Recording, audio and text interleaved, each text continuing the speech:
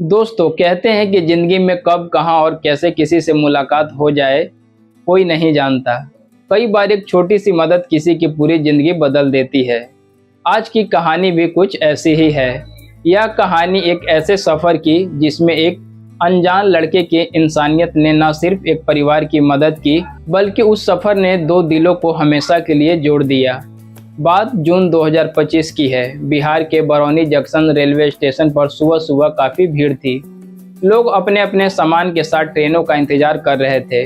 उसी भीड़ में एक परिवार भी खड़ा था। परिवार में थे उमा लाल, उनकी पत्नी सरस्वती और उनकी 24 साल की बेटी किरण। तीनों को मुंबई जाना था। किरण का कॉलेज का महत्वपूर्ण एग्जाम था, इसीलिए उसका समय पर मुंबई पहुंचना बहुत ज़रूरी था। लेकिन एक परेशानी थी, उनकी टिकट वेटिंग में थी और सीट कंफर्म नहीं हुई थी। ट्रेन प्लेटफॉर्म पर आई तो वे लोग जल्दी से कोच में चढ़ गए।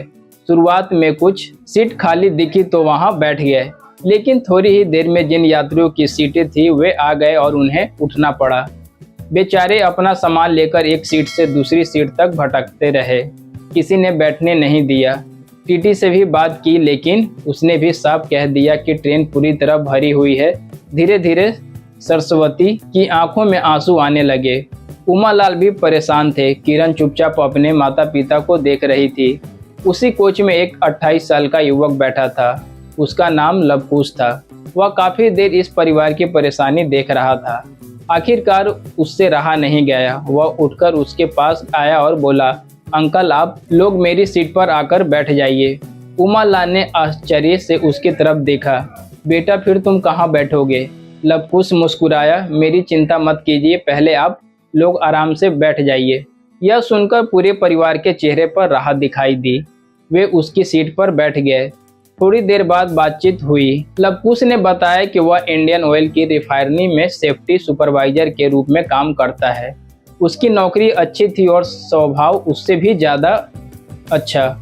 उमा लाल को लड़का बहुत पसंद आया। वे उससे परिवार, नौकरी और भविष्य की बातें करने लगे। सफ़र धीरे धीरे आगे बढ़ता रहा, लेकिन अचानक दोपहर में एक ऐसा फ़ोन आया जिसने सब कुछ बदल दिया। फ़ोन उमा लाल के बेटे का था। जैसे ही उन्होंने बात सुनी, उनके हाथ कांपने लगे और उनकी आंखों से आंसू बहने लगे। सरस्वती घबरा गई। क्या हुआ?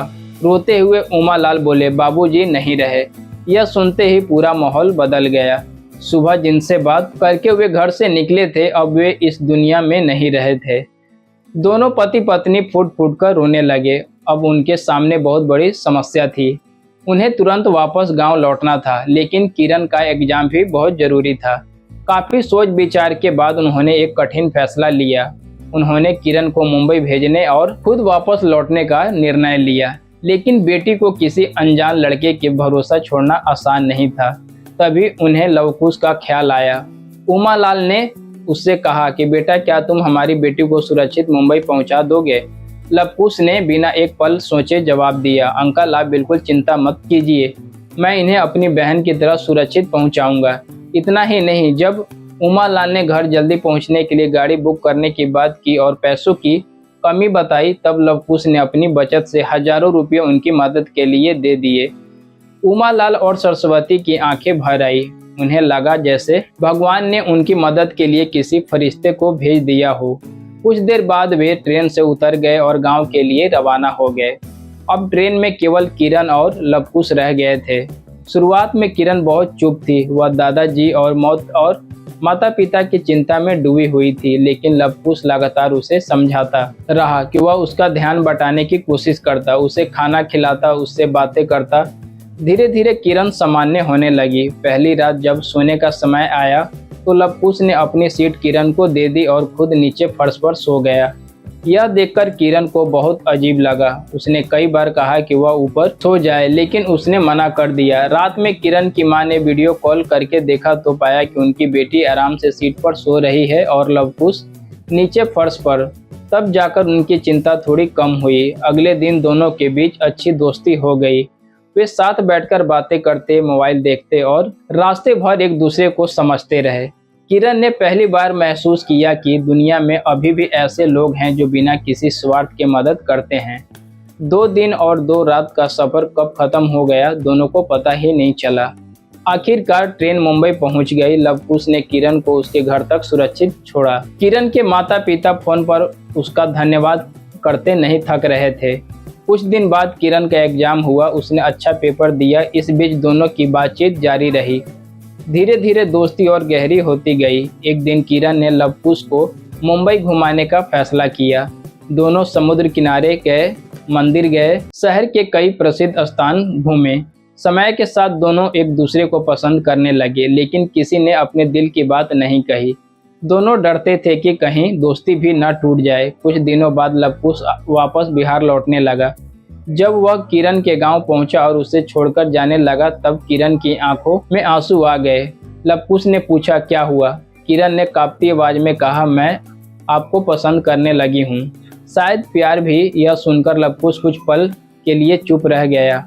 असल में वही भावना उसके दिल में भी थी, लेकिन उससे पहले कि वह कुछ कहता, किरण की माँ उसके पास आई। उन्होंने कहा, बेटा, अगर तुम्हें किरण पसंद है तो हम तुम्हारे परिवार से शादी की बात करना चाहते हैं। लवकुश हैरान रह गया, लेकिन उसके चेहरे की मुस्कान सब कुछ बता रही थी। उसने कहा, आंटी, मुझे कोई आपत्ति नहीं है। इसके बाद दोनों परिवार मिले, एक दूसरे को समझा। रिश्ते की बात आगे बढ़ी और आखिरकार अप्रैल 2026 में दोनों की धूमधाम से शादी हो गई। जिस ट्रेन के सफ़र की शुरुआत परेशानी, आंसू और मजबूरी से हुई थी, उसी सफ़र ने दो अजनबियों को जीवन साथी बना दिया। दोस्तों, इस कहानी से हमें यह सीख मिलती है कि इंसानियत कभी बेकार नहीं जाती। कभी कभी किसी की छोटी सी मदद हमारी ज़िंदगी में ऐसी खुशियाँ लेकर आती है जिसकी हमने कभी कल्पना भी नहीं की होती। इस कहानी में फ़िलहाल के लिए इतना ही। यह कहानी आपको कैसा लगा हमें कमेंट करके ज़रूर बताएं। चैनल पर अगर नए हैं तो चैनल को सब्सक्राइब करें। वीडियो को लाइक करके अपनों के साथ शेयर करें। धन्यवाद।